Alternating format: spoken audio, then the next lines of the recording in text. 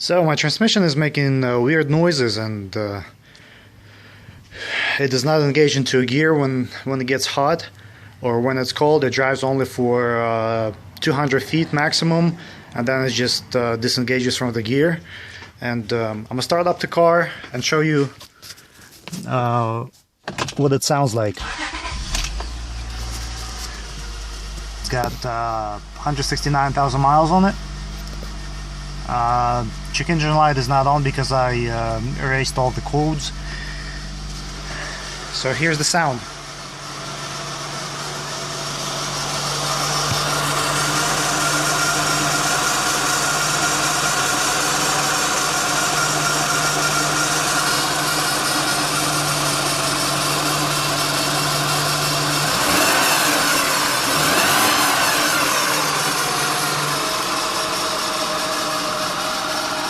It sounds as if water pump is trying to prime itself, and it's like licking the fluid, or I don't know what it is, but at this point I'm determined to remove the transmission. I spoke with a few people that do transmission repairs, and they told me that that sound that my transmission is making, it's actually the torque converter, failed torque converter. So at this point I will be removing my transmission and replace the torque converter with a new one. And I will show you all the steps that I've done in order to achieve that goal. You're gonna have to apply the handbrake. It is actually a foot brake in this car. Then you will need to raise the passenger side of the vehicle and support it by a jack stand. The reason why you have to jack up the passenger side of the vehicle is because while you will be working on this driver's side, you will need to drain all the fluid from the transmission, and the transmission plug is located on the driver's side. I decided to use a carton board under my bucket just in case if there's any spill, so I don't make mess on my floor. And then just use a 3/8 ratchet. In my case I'm using a 1/2 inch with adapter, 1/2 inch to 3/8, and then you just undo the drain plug.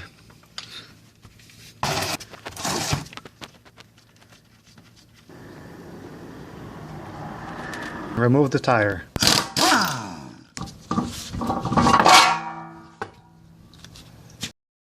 To remove this axle nut, usually I do it with my impact, but if you don't have one, you can do it with a breaker bar, but you have to have your tire still on, and the tire has to be on the ground.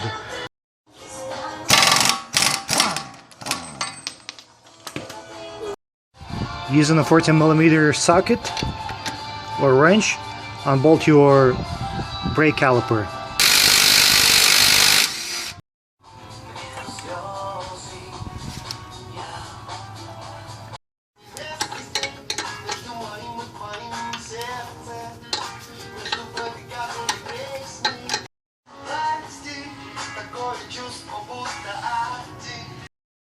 I like to replace my bolts where they belong, so later on you don't have to guess which bolt goes where.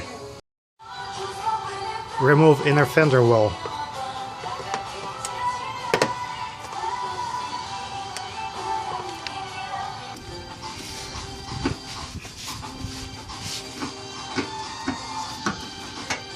Now remove the battery.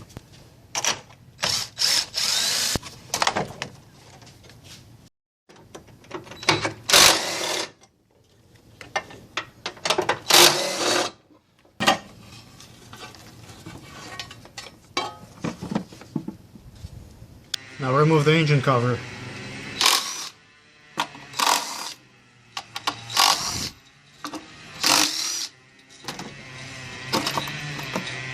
Now remove intake tube.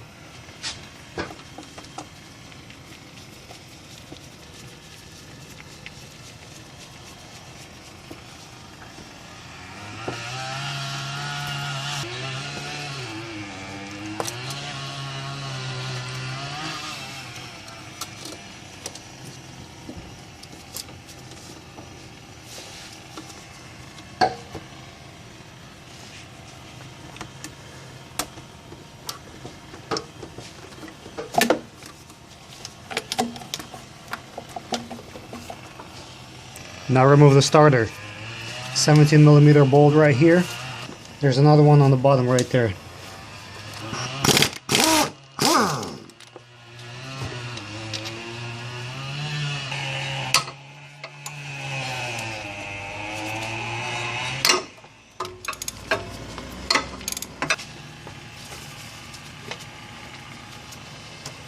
Now disconnect the wires from various electrical components on the transmission.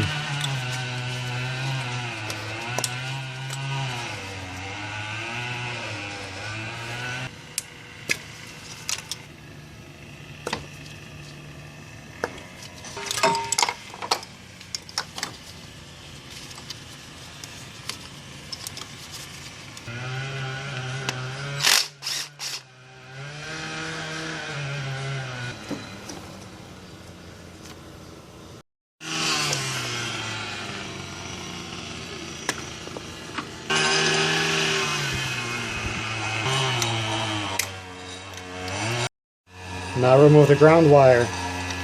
There's one in this location, and there's another one in this location.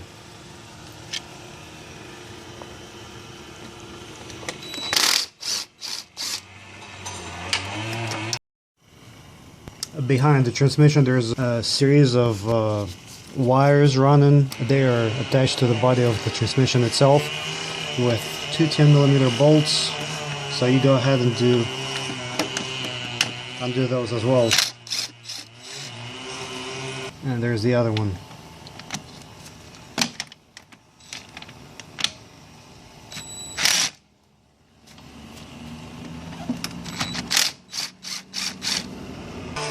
Unplugged, there's another connector on the very back. Go ahead and unplug it. I forgot to unplug these two sensors, solenoids, under this tube. Go ahead and unplug those as well. Now under the car, this is your exhaust pipe, and this is where your transmission meets with the engine. You need to remove this little cover. It's only two 10mm bolts.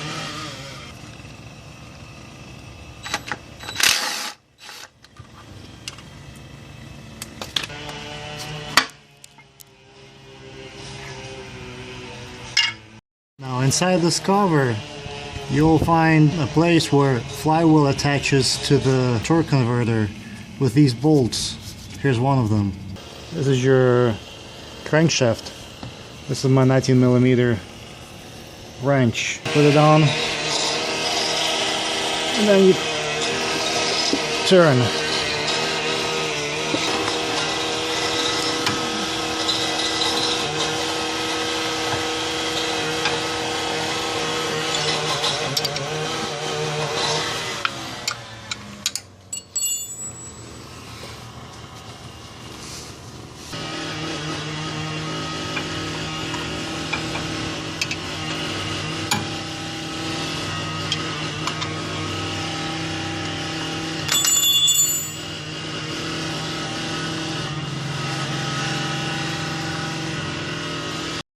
At this point I'm going to remove caliper support bracket.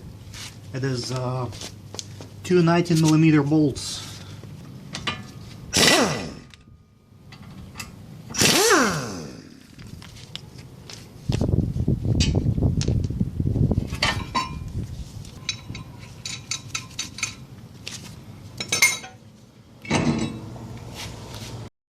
Now I'm going to remove, unbolt the strut that is holding the control arm with this bolt.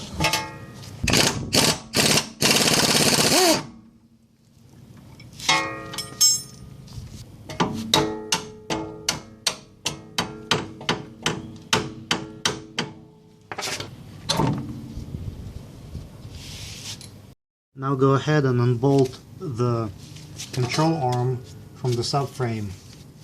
It is a 17mm bolt.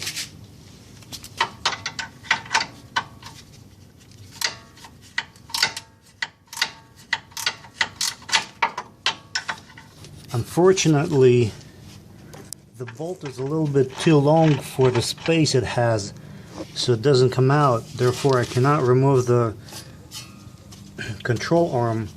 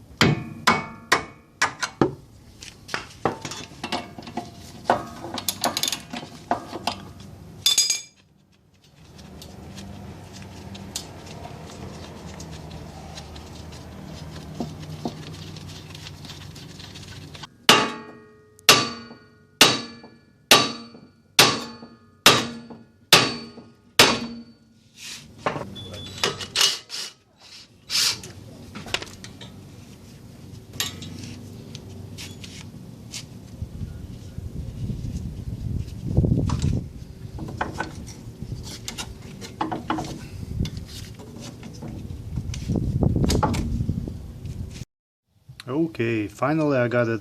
I got my half shaft or CD shaft out. Now the way I did it is, as you can see, I unbolted this knuckle from the top. Then I unbolted this strut support from the control arm.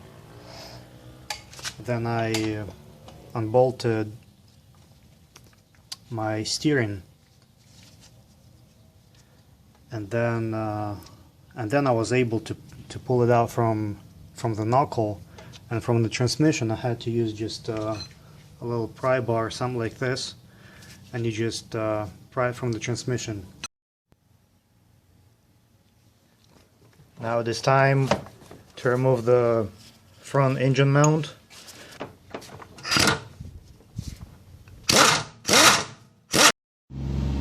Okay, I thought unbolting this bolt would be easy, but once I started unscrewing it, it hits against this mount. Only after I unbolted the rest of the bolts on this bracket, I was able to move this mount back a little bit. As you can see, it's loose. Now I'm able to remove this bolt completely out.